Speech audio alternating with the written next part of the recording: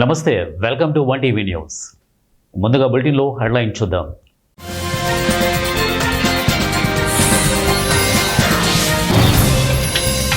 సుంకాలు అమల్లోనే ఉన్నాయి. Court తీర్పుపై Donald Trump కీలక ప్రకటన.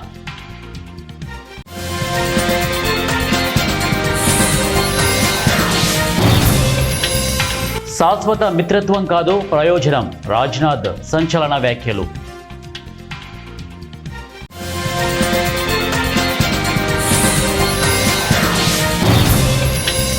పార్టీ బలోపేతానికి సమయం కేటాయించండి. బీజేపీ రాష్ట్ర అధ్యక్షుడు పివిఎన్ మాధవ్.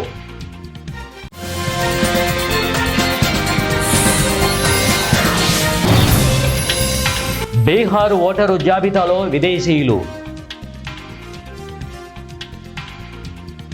బులెటిన్లో డీటెయిల్ చూద్దాం.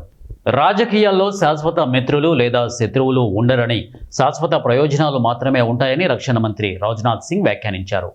ట్రంప్ విధించిన సుంకాలు భారతదేశంతో సహా ప్రపంచంలోని ప్రధాన ఆర్థిక వ్యవస్థలను దెబ్బతీస్తున్న తరుణంలో రాజ్నాథ్ సింగ్ ఈ విధమైన వ్యాఖ్యలు చేశారు. ఎన్డీటీవీ డిఫెన్స్ సమ్మిట్ 2025లో సింగ్ మాట్లాడుతూ, నేడు ప్రపంచం చాలా వేగంగా మారుతోందని, ప్రతిరోజు కొత్త సవాళ్లు ఉద్భవిస్తున్నాయని అన్నారు. స్వావలంబనకున్న ప్రాముఖ్యత గురించి ప్రస్తావిస్తూ, అది నేటి కాలంలో ఒక ఎంపిక కాదని, అది ఒక అవసరమని అన్నారు. మనం సవాళ్లతో కూడిన యుగాన్ని ఎదుర్కొంటున్నామని, మహమ్మారి అయినా, ఉగ్రవాదం, ప్రాంతీయ సంఘర్షణలు అయినా ప్రతి రంగంలోనూ సవాళ్లను ఎదుర్కొంటున్నామని అన్నారు. ఆగస్టు 10న అమెరికా అధ్యక్షుడు ట్రంప్ భారతదేశంపై విధించిన సుంకాల అంశాన్ని ప్రస్తావిస్తూ, కొంతమంది తాము అందరికీ బాసని అనుకుంటారని ట్రంప్ను ఉద్దేశించి పరోక్షంగా అన్నారు. వారు భారతదేశ అభివృద్ధిని చూసి ఇష్టపడలేరని అన్నారు. వివిధ దేశాలపై అమెరికా విధించిన సుంకాలు అమల్లోనే ఉన్నాయని అగ్రరాజ్య అధ్యక్షుడు డొనాల్డ్ ట్రంప్ శనివారం సోషల్ మీడియాలో స్పష్టం చేశారు. సుంకాలు చట్ట వ్యతిరేకమంటూ అప్పీల్స్ కోర్టు తీర్పు వెలువరించిన నేపథ్యంలో ట్రంప్ ఈ వివరణ ఇచ్చారు. సుంకాలు చట్ట వ్యతిరేకమన్న న్యాయస్థానం తీర్పుపై సుప్రీంకోర్టులో సవాల్ చేసేందుకు ట్రంప్ సర్కారుకు కొంత గడువిచ్చింది. అన్ని సుంకాలు అమల్లోనే ఉన్నాయి. సుంకాలు తొలగించాలంటూ అప్పీల్స్ కోర్టు అసంబద్ధమైన తీర్పు ఇచ్చింది. కానీ తుదకు విజయం అమెరికాదే. ఈ సుంకాలను తొలగిస్తే దేశానికి తీవ్ర నష్టం జరుగుతుంది. ఆర్థికంగా మనం బలహీనపడతాం.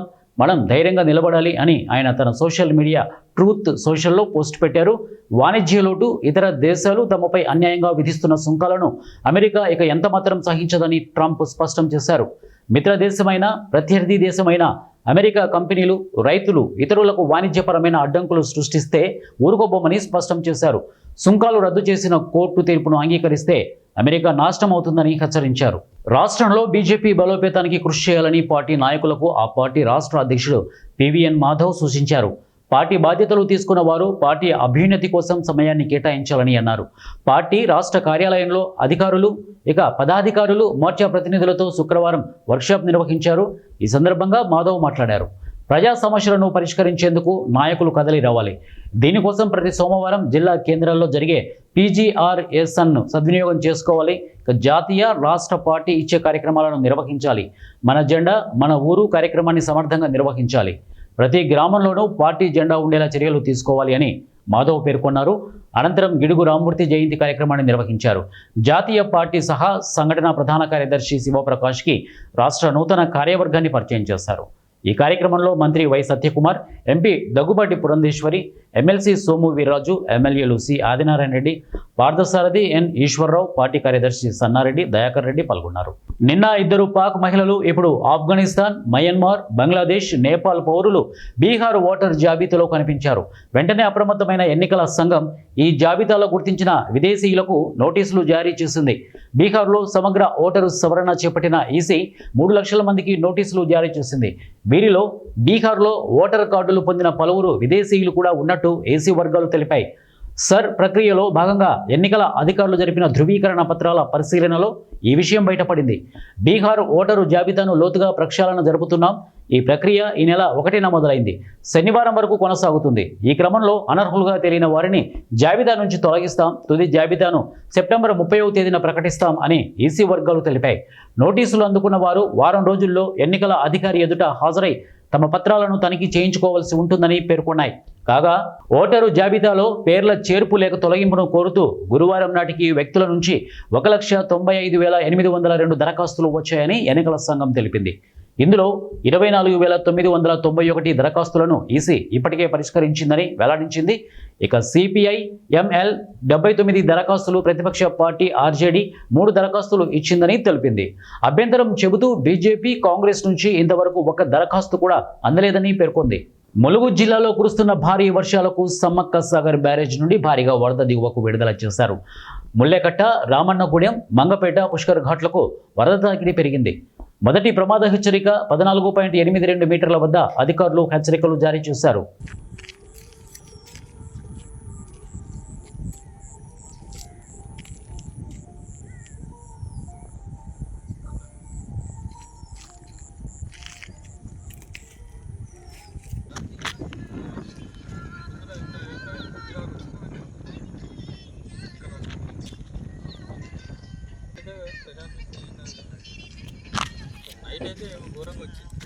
ఉమ్మడి పశ్చిమ గోదావరి జిల్లా చక్రదేవరపల్లి గ్రామ పంచాయతీ పరిధిలో వినాయక చవితి పండుగ సందర్భంగా శ్రీ కరాటం కృష్ణమూర్తి ఎర్రకాలువ జలాశయం వద్ద గణేష్ నిమజ్జన కార్యక్రమం కొరకు గ్రామ పంచాయతీ వారు అన్ని ఏర్పాట్లు చేశారు.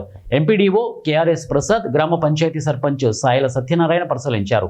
ఈ కార్యక్రమంలో పాల్గొన్న గ్రామ పంచాయతీ సర్పంచ్ సాయల సత్యనారాయణ మాట్లాడుతూ గణేష్ నిమజ్జనం సందర్భంగా భక్తులు తగు జాగ్రత్తలు తీసుకోవాలని, లోతైన ప్రదేశాలు ఉంటాయి అని సిబ్బంది సూచనలు పాటించాలని అన్నారు. ఇక నిమజ్జన సమయంలో తగు జాగ్రత్తలు తీసుకోవాలని గజ ఈతగాళ్లకు తెలియజేశారు. ఈరోజు జంగారెడ్డిగూడ మండలం చక్రదేవరపల్లి గ్రామంలో గల శ్రీ కరాటం కృష్ణమూర్తి ఎర్రకాల జలాశయం నందు వినాయక నిమజ్జన కార్యక్రమాన్ని ఏర్పాటు చేయడం జరిగింది. అన్ని కార్యక్రమాలు కూడా చక్కగా ఏర్పాటు చేయడం జరిగింది. దీన్ని పరిశీలించడానికి మండల పరిషత్ అభివృద్ధి అధికారి ప్రసాద్ గారు ఇచ్చేసి ఉన్నారు. వారికి స్వాగతం, సుస్వాగతం. అలాగే జంగారెడ్డిగూడ మండలంలోనే కాకుండా చుట్టుపక్కల గ్రామాల్లోని వినాయక నిమజ్జన కార్యక్రమానికి వచ్చే భక్తులందరికీ అన్నమయ్య జిల్లా పీలేరు పట్టణంలోని వ్యవసాయ మార్కెట్ యార్డులో స్త్రీశక్తి విజయోత్సవ సభ కార్యక్రమానికి ఆయన ముఖ్య అతిథిగా పాల్గొన్నారు. ఈ సందర్భంగా ఆయన మాట్లాడుతూ ఎన్నికల్లో ఇచ్చిన మాట ప్రకారం సూపర్ 6 పథకాల్లో వృద్ధులు, వితంతువులకు పెన్షన్ పెంపు, ఏడాదికి ఉచితంగా 3 గ్యాస్ సిలిండర్లు, తల్లికి వందనం, రైతులకు అన్నదాత సుఖీభవ, ఆర్టీసీ బస్సుల్లో మహిళలకు ఉచిత ప్రయాణం, 5 పథకాలు అమలు చేసి రాష్ట్రంలో సంచలనం సృష్టించారని అన్నారు. ఇక స్త్రీశక్తి పథకంతో వివిధ రకాల ఆర్టీసీ బస్సుల్లో రాష్ట్రంలో మహిళలు ఎక్కడికైనా ప్రయాణం చేసే వెసులుబాటు కల్పించి మహిళలకు కూటమి ప్రభుత్వం పెద్దపీట వేస్తుందని ఆయన అన్నారు. మా ప్రభుత్వము చంద్రబాబు గారి నాయకత్వంలో తెలుగుదేశం ప్రభుత్వం మనం చేశాం కాబట్టి ఈ రోజు మీ దగ్గరకు వచ్చి ధైర్యంగా మీటింగ్ పెట్టుకొని చెప్పగలుగుతున్నాం. ఈ రోజు ఏదైతే ఎలక్షన్ హామీ ఇచ్చామో తల్లికి వందనం, ఆ రోజు వైసీపీ ప్రభుత్వంలో ఒక బిడ్డకే వస్తామని డబ్బు. ఈ రోజు ఎంతమంది బిడ్డలు ఉంటే అంతమందికి మైనార్టీ మహిళలు ఎవరైతే ఉన్నారో వాళ్ళకు చాలా ఉపయోగం. తెలుగు వాళ్ళు కూడా 2 బిడ్డలు తక్కువ ఎవరు లేరు. మైనార్టీ వాళ్ళు అయితే 3, 4 బిడ్డలు ఉన్నారు కాబట్టి ఆ పథకం చాలా ఉపయోగంగా మీకు ఉందా లేదా తల్లి? తల్లికి వందనం. తర్వాత స్కూల్లో యూనిఫామ్ కానీ, గవర్నమెంట్ స్కూల్లో భోజనం కానీ అన్నీ కూడా ఈరోజు లోకేష్ గారి నాయకత్వంలో చాలా బాగా చేస్తున్నారు స్కూళ్ళల్లో పిల్లలకంతా కూడా. తర్వాత ఎన్టీఆర్ భరోసా మీకు గుర్తుంటుంది, 200 రూపాయల పెన్షన్ ముందు. ఈ రోజు 4,000 రూపాయలు, 10,000 రూపాయలు, 15,000 రూపాయలు పెన్షన్ చేయడం జరిగింది. చంద్రబాబు నాయుడు గారు 14లో ముఖ్యమంత్రి అయిన తర్వాత 1000 రూపాయలు చేయడం జరిగింది, 200 రూపాయలు ఉండే పెన్షన్. తర్వాత జగన్మోహన్ రెడ్డి 1,000 రూపాయలు పెంచి. యూరియా కష్టాలు రైతులను వెంటాడుతున్నాయి. మొన్నటి వరకు వర్షాలతో ఇబ్బంది పడ్డ రైతులు నేడు యూరియా బస్తా కోసం వందలాది మంది రైతులు ఎగబడ్డారు. మెదక్ జిల్లా వెల్లుర్తి మండల కేంద్రంలోని ప్రభుత్వ ప్రాథమిక ఆరోగ్య కేంద్రం వద్ద యూరియా కోసం వందలాది మంది రైతులు శనివారం బారులు తీరారు. సొసైటీకి యూరియా లారీ వచ్చిందని తెలుసుకున్న రైతులు ఉదయం 6 గంటల నుండి క్యూ లైన్లో నిలబడ్డారు. ఒక రైతుకు 1 బస్తా యూరియా మాత్రమే సరఫరా చేయడంపై ఆగ్రహం వ్యక్తం చేస్తున్నారు. యూరియా కొరత వల్ల తాము తీవ్రంగా నష్టపోయే అవకాశం ఉందని, ప్రభుత్వం రైతులకు యూరియా సరఫరా చేయాలని డిమాండ్ చేస్తున్నారు. ఈ రోజుల్లో యూరియా కొరత అయింది కాబట్టి గవర్నమెంట్ నుంచి ఇంత తిప్పలు పడుతున్నాము. మరి మా బస్తాలు మేము తీసుకోబోతే వస్తే వేరే ఒక పార్టీ వాళ్ళు పంపించారని అధికారంలో ఉన్నవారు మాట్లాడుతున్నారు. అటు మాటలు జాగ్రత్తగా వెనుకకి తీసుకోవాలని డిమాండ్ చేస్తున్న ఒక రైతుగా మా పొలాలలో నాటేసుకున్నాము. నాటేసుకున్న తర్వాత యూరియా కలగకపోతే ఇంకొకరికైనా బోకర్లను చేసి అమ్ముకుంటున్నామా మేము? ఎంత సిగ్గులాపిన ప్రభుత్వం ఇది. యూరియా కింద కొరత పంపి కొట్టుకొని చచ్చిపోతున్నాడా? మరి రోజుకో లోడా లేకపోతే సరిపోయినంత యూరియా పంపిస్తే మళ్ళీ మేము రాము కానీ ఇక్కడ. అందుకని చెప్పి తక్షణమే కాంగ్రెస్ గవర్నమెంట్ ఈ పబ్లిక్ దయచేసి మరి యూరియా తొందరగా పంపించాలని మనం చేస్తున్నాం. పొద్దున్న నుంచి వచ్చి లైన్లో నిలబడ్డా కానీ యూరియా సంచులు దొరుకుతలేవు, సీరియల్ జరగనిస్తలేరు. పోలీసు వాళ్ళు కూడా అడ్డుకొని వాళ్ళని ఎవరిని పబ్లిక్ జరగనిస్తలేరు. చాలా ఇబ్బందికరమైనటువంటి సమస్య ఏర్పడింది. మందులు సంచులు లేక కొంతమంది లైన్లో నిలబడి కొంతమంది అడ్డపడ్డారు. వారిని తీసుకొని పోలేకపోయినారు. చాలా ఇబ్బంది అయిన పరిస్థితి ఘోరంగా ఏర్పడుతుంది అసలు యూరియా కొరత. మనిషికి ఇప్పుడు యూరియా కళ్ళకి వచ్చింది. బస్ స్టాండ్కి వెళ్ళాము ఇంకా నేను 20 ఎకరాలు వేసిన పాస్బుక్ తీరారు తీస్తే కూడా ఒక్క సంచిస్తారు. ఒక్కొక్కరు పోతే వాళ్ళు వెళ్తారు, లింగపురం పోతే వెళ్తారు. ఇప్పుడు ఏం చేయాలి? మాకు గత ఏంది? రాజకీయం వచ్చింది, అడమైన రాజకీయం. మాకు 2 రోజుల 10 ఏళ్ళు అవుతుంది అడ్వాన్స్ తీసుకున్నాం సంచులు. ఎప్పుడో 20 ఇచ్చారు. మేము ఏం చేయలేక బతుక ఆమె అయిపోయింది. లక్షలు కట్టడి పెట్టినాము. ఇంటి కరుకు వచ్చింది. ఇప్పుడు ఇంటి ఫస్ట్ రౌండ్ మందుకు వెళ్ళి 10 ఎకరాలు వేసినా 20 ఎకరాలు నాటు ఒక్క సర్చిస్తారు ఎకరాకు. ఏం చేయాలి? ఇంత రాజకీయ లంగపోతం చేయలేదు ఎప్పుడైనా. తెలంగాణ ఉన్నప్పుడు మంచిగా ఉండే, మొత్తం మరి దూరం ఉంది. నచ్చే పరిస్థితి వచ్చింది. ఇప్పుడు ఇంకా జనం వచ్చింది, చెప్పులు లైన్ పట్టుడు వద్దాల చేనులకు లైన్ పట్టుకుంటుంది. ఇక్కడ ఇది కథం. అది గవర్నమెంట్ ఏమైనా చేసి దయచేసి చేయాలి పని. ప్రకాశం జిల్లా మార్కాపురంలోని ఏపీఎస్ఆర్టీసీ బస్టాండ్లో చోరీ జరిగింది. ఓ మహిళ తన కూతురు చదువు ఫీజు కట్టడం కోసం తీసుకెళ్తుండగా సంచిలో నుండి 39,000 రూపాయలను గుర్తు తెలియని వ్యక్తులు చోరీ చేశారు. డబ్బులు పోవడాన్ని తెలుసుకున్న మహిళ లబోదిబో అంటూ పట్టణ పోలీస్ స్టేషన్లో ఫిర్యాదు చేసింది. మహిళ ఫిర్యాదుతో కేసు నమోదు చేసుకున్న పోలీసులు దుండగుల కోసం గాలిస్తున్నారు.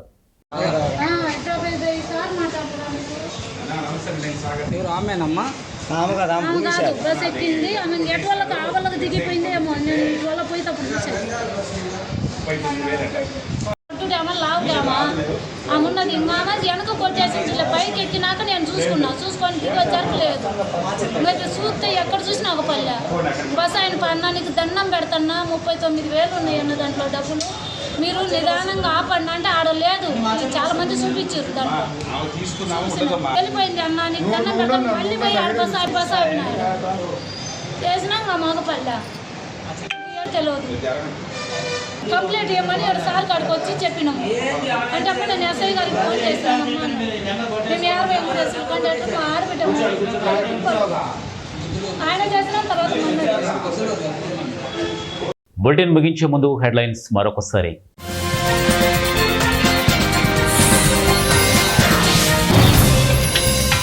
సుంకాలు అమల్లోనే ఉన్నాయి. కోర్టు తీర్పుపై డొనాల్డ్ ట్రంప్ కీలక ప్రకటన.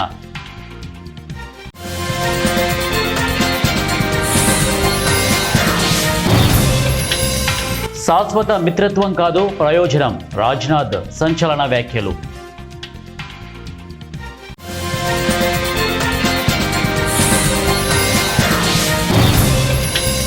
పార్టీ బలోపేతానికి సమయం కేటాయించండి, బీజేపీ రాష్ట్ర అధ్యక్షుడు పివిఎన్ మాధవ్.